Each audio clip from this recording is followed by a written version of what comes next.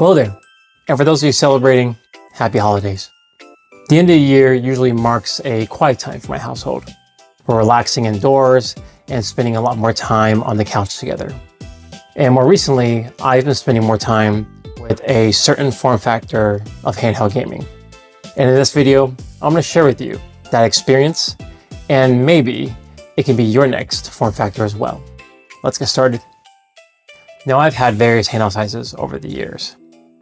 From pocketable handhelds, such as an Miyoo Mini Plus and Odin 2 Mini, to 6 to 7 inch handhelds like the iNeo Pocket Evo, and even a Lenovo Legion Go S. But it wasn't until I owned my very first x86 Windows handheld earlier this year, that being the Asus ROG Ally X. And my goal with that was to get through my Steam backlog library. One of the first games I played was Final Fantasy VII Remake.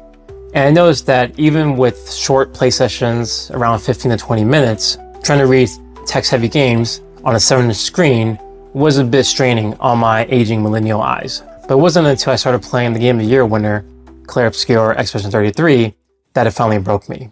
30 FPS, low settings, with frame gem, with resolution upscaling. That game deserved better. So I started exploring other options. In comes local game streaming with Apollo and Artemis. And while I was able to stream it to my portable Android handhelds, I still kept coming back to a certain form factor. And that was my tablets, ranging from as low as 8.8 inches all the way up to 14.6 inches. And let me tell you, the immersion is a whole nother level. Now, this video isn't going to try to convince you to replace your current Android handheld. Tablets have their own drawbacks as well, which we'll cover later in this video. So what I've got right here is a 14.6 inch Samsung S10 Ultra, streaming to my local computer with an attached GameSir G8 extended mod controller. This particular one was professionally modded from RT-Tronics, and that link can be found below. The first thing you'll notice when using a tablet as your gaming handheld form factor is going to be the screen size. Most Android tablets will range from a low end of 8.8 inches, such as the Lenovo Legion Y700, to the Samsung Tab S9's 11 inches, and of course, the Tab S9 Plus's 12.4 inches. And the benefit here is that with a larger screen, you're gonna get less eye fatigue, less eye strain. The visuals are gonna be a little bit clearer, making it a much more immersive experience. In this example, we have Baldur's Gate 3, a text and UI heavy RPG game streaming from my local PC. The Samsung Tab S10 Ultra at 14.6 inches, Lenovo Legion Go S at 8 inches, and the iNeo Pocket Evo at 7 inches. My takeaway here is UI elements, small action, hotbar abilities, and text readability is much more legible, visible, enhanced on a larger tablet display. With that being said, one thing of note in my experience, if you get a Tab S10 Ultra, or even the Tab S10 line in general, it's powered by the Dimensity 9400 Plus chip. It has much higher decode latency than average compared to a Snapdragon chip. On even the G3X Gen 2, we're seeing an average about 4 to 5 milliseconds, whereas on the S10 Ultra, this can range from 15 up to sometimes 25 milliseconds, which is adding a lot of latency. Now, admittedly, there are some serious drawbacks of utilizing a form factor like these tablets. The large screen size really makes it hard to be portable. Depending on the size, they are still one-handable, similar to how Cyber Dopamine treats his Xbox Ally X when he gets his glass of milk. Now let's talk about long-term comfort from extended use. The width of a tablet being much wider than a traditional Android handheld allows for the weight to be a little bit further distributed as you're holding it with the controllers. And what this means is even with long play sessions, you're still able to hold it for a long period of time without suffering from arm fatigue. Now, I can attest to this personally because not only do I have aging millennial vision, I have repetitive stress injuries on my left wrist from all of the years I spent keyboarding away in front of the computer. And thanks to the larger screen size, you're not having to hold the handheld much closer to your face to see the text, nor are you having to hunch over and stare at the screen in an uncomfortable, non-ergonomically optimized position. I will, however, concede that depending on the size of tablet you're using, you might not be able to lay down on your bed or on the couch and comfortably game for long periods of time, holding it up in front of your face. Now, to give you a real-world weight comparison, we have the iNeo Pocket Evo at 7 inches, coming in at just shy of 500 grams. The Legion Go S at 747 grams. A Legion Tab Y700 at 734 grams. And then attached with an Absolute S9 controller, 618 grams. Still lighter than the Legion Go S, despite being a larger screen at 8.8 inches.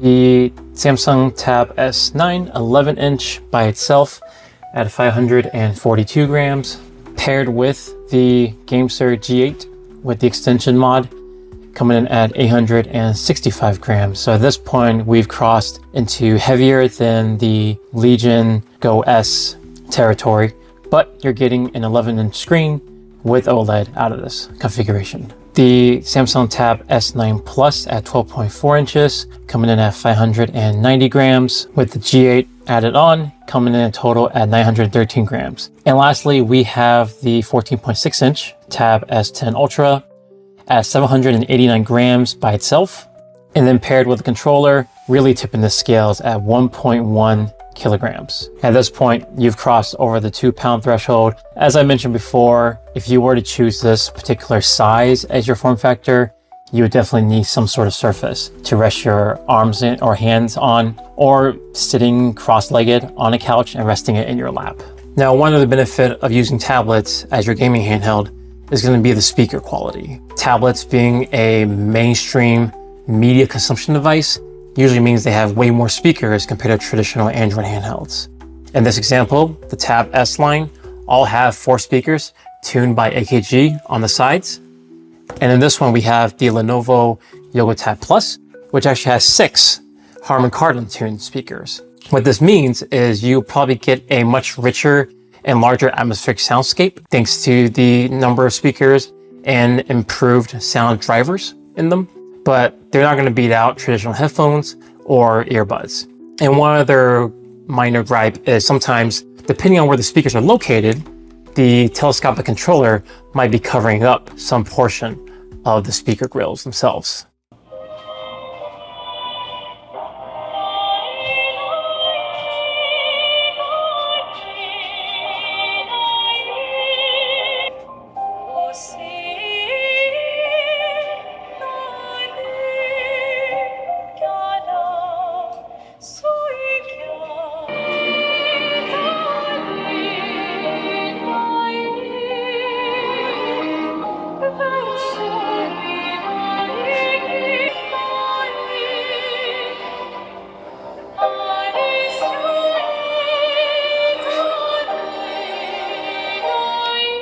And lastly, let's not forget that these are tablets. They are great productivity machines, and to be able to have 2 devices in one form factor, so you don't have to carry 2 separate dedicated devices, that's a plus in my book. The benefit here is that you can do productivity tasks as needed. I was able to do all of my video creation on this tablet, even my video editing, thanks to the ability to stream to my local PC. Most tablets will have some level of software implementation of desktop mode. Samsung calls theirs DeX. Lenovo has a PC mode. And the benefit here is that with the added keyboard cover attachments to each of these particular tablets, you have the same familiarity of a Windows desktop environment, as well as the same keyboard shortcuts. Being able to use shortcut keys and snap windows left and right, maximizing, minimizing, even alt tabbing, that's all here. Not only that, you have styluses that come with these devices that allow for a little more creativity, and you can always dual purpose that with 3DS games and DS games as well. And because tablets are made for mainstream audiences, software support usually lasts many, many years longer than an Android handheld would. With that said, usually newer features are focused on productivity tools, such as AI photo editing. Now, I won't deny that there's a certain level of performance that can only be achieved with a dedicated gaming handheld. These typically have active cooling solutions, allowing for much better sustained performance, as well as hardware, such as, in this case, a G3X Gen 2 chip in the Pocket Evo. Even though the Samsung has the Gen 2, and the Lenovo has an Gen 3, both of which are very capable native Android AAA gaming, as well as plenty of emulation gaming with great compatibility. They will at some point start thermal throttling and decreasing performance over time compared to the dedicated gaming handheld. So what do you think? Does improved visual clarity, less eye strain, larger soundscape, and the flexibility to do light productivity tasks appeal to you? I'll admit that the ergonomics aren't perfect, especially on the largest of the tablet sizes.